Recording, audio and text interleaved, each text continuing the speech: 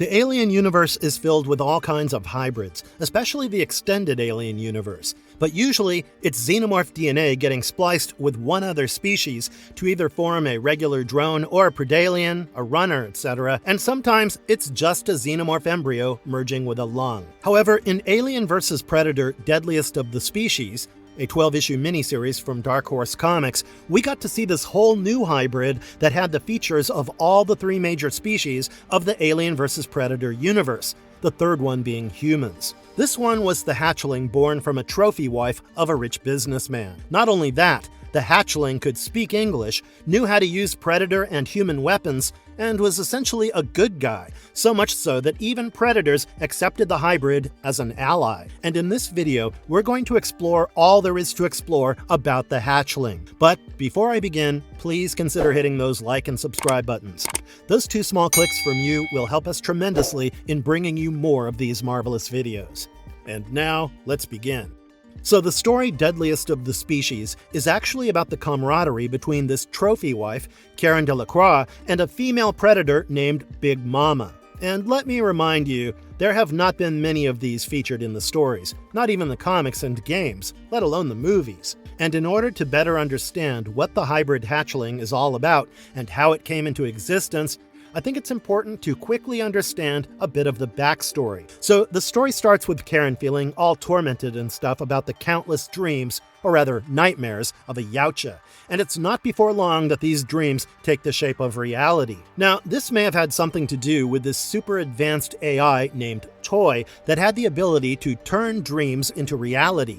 But little did anyone know that the dreams of this artificial intelligence were actually nightmares for those around it. And when it had the potential of turning someone else's dreams into a reality, who was to say that it won't help itself? So the next thing you know, the predator haunting Karen's dream actually turned up. Very big, very ferocious, but most of all, very real. So this predator, who's nicknamed Big Mama, kills Karen's stepson Willem and his trophy wife before abducting Karen herself. Eventually, Karen learns that she was, in fact, based on a real person called Ash Parnell, a former love interest of Mr. Delacroix, the businessman from earlier and Karen's husband. In fact, it was actually Ash who had created Toy, but the AI grew beyond its potential and started thinking for itself. And now it wanted to use the Xenomorph and the Predator species to further its own nefarious agenda. Furthermore, Karen gets impregnated with a royal chestburster of the white hybrid Xenomorph, which was a species created by Toy to fight as its minions. Unfortunately, though, before she could do anything to save the situation, the chestburster emerges from the trophy wife, and what comes out is called the Hatchling. Now, the aftermath of this takes place in the 12th and final issue of the Deadliest of the Species comic book, and that's exactly what we're going to explore, while keeping the focus only on the Hatchling. As soon as the chestburster emerged from Karen's body, it tried to bolt, which is usual for chestbursters. I mean, we all know how they seek isolation because it gives them time to grow into adult xenomorph drones. And it won't hurt us to remember that this process of molting from a chestburster into a full-fledged drone does not take a lot of time. But something else went down with the hatchling chestburster. So you see,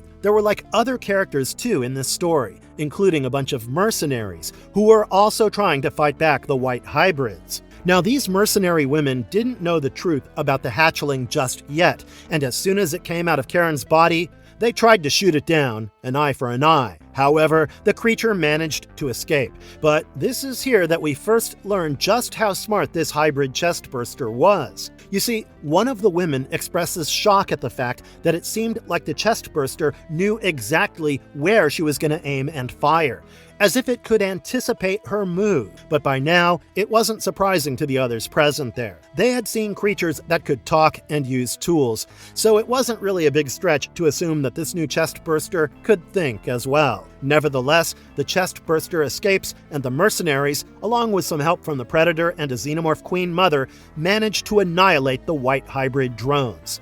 Oh yeah, the Queen Mother sided with the predators in the story, and it's no secret how the two species see each other as mortal enemies. Nevertheless, thanks to them, the white hybrid king had lost its cadre, and he wanted Big Mama, the Queen Mother, and a few other humans to serve as hosts for his royal facehuggers, which would then produce queens, and in turn, they would produce more drones. An army of white hybrid drones, if you will. As the white hybrid king let loose a facehugger, something happened. A predator combi stick came out of nowhere and impaled the facehugger, killing it on the spot. Of course, the one who threw the weapon was the hatchling, now grown up to full size. In her adult form, the hybrid looked way more human than any xenomorph we've seen so far in the comics. So I'm using the feminine pronoun for the hatchling because that's how the comic itself addresses her. Moving on, as far as the movies are concerned, I believe the offspring from Alien Romulus comes closest to it. Anyway, so the white hybrid king speaks to the hatchling and expresses his surprise about the hatchling's strange look, but the king doesn't care.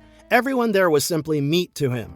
Thorns to be removed, so that his path became clear. The king leaps on the hatchling to attack and pins her down at once. The hatchling was trying her best to take control of the situation, but she was completely outmatched and outsized by the king. But then Big Mama came to the hatchling's aid and turned the tables. The white hybrid king makes it extremely clear that he represented the worst aspects of all three species. That is, the humans, the xenomorphs, and the Yautjas. On the other hand, the hatchling strived to become a better version of the white hybrids themselves. But the real question is, would that really happen? And even if it does, would this streak of goodness and righteousness continue in the long run for the hatchling? Anyway, here's where things get really interesting. So while the white hybrid king and the hatchling were still at it, the Queen Mother joins the fray. You see, she had previously been implanted and impregnated with a white hybrid chest burster. What she does is grab the king and hold him down until the chest burster growing within her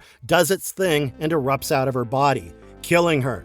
But since the king was also in close vicinity, it also kills the king by going through his body. In the end, the hatchling escapes with Big Mama and Karen Delacroix, who had come back to life as Ash Parnell. I won't get into the how of it all right now for the sake of this video.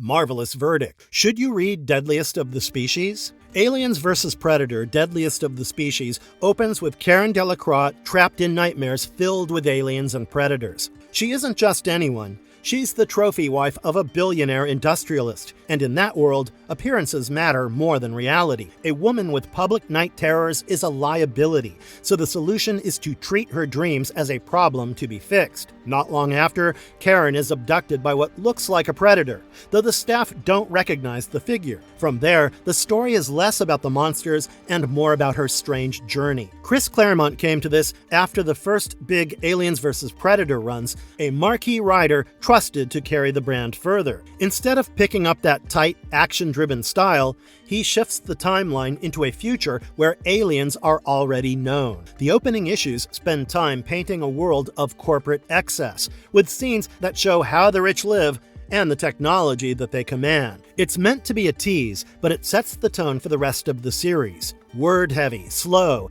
and more like a novel broken into panels than a comic with momentum. Editorial presence feels absent, the script sprawls, the storytelling decompresses, and the art often feels like an afterthought buried under captions and dialogue. On top of that, Claremont leans too much on tricks that quickly wear thin, dreams presented as real. Training simulations are treated as high stakes until the rug is pulled, flashbacks cutting into the action, characters able to impersonate others with tech. One of these devices can work, but used repeatedly, they rob the story of weight. Why invest in a fight or revelation if the next page reveals it as fake? Keeping track is hard enough with the word count, but once your attention slips, the whole thing unravels. It doesn't help that a story that could fit into a half-dozen issues stretches to double that length. The art shifts a third of the way through when Eduardo Barreto replaces Jackson Juice.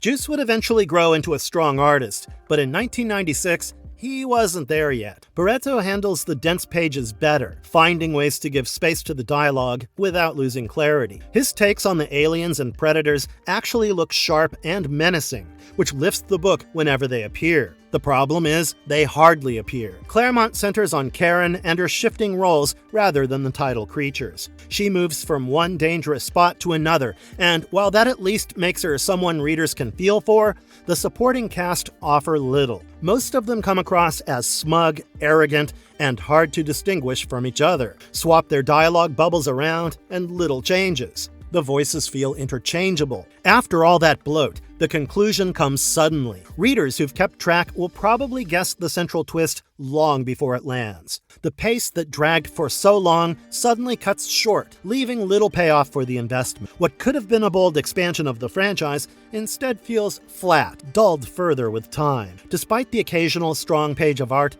Deadliest of the Species doesn't live up to its name. For many fans, its biggest role now is as filler in the second Aliens vs. Predator omnibus, a reminder of how even big names can lose sight of what makes the monsters work. So yeah, it could be a fun read, but it has its downsides. That was all in this one, folks. See you around. And if you liked our content, don't forget to leave a like and subscribe to us if you haven't already. Have a good one and be safe. Thanks, everyone.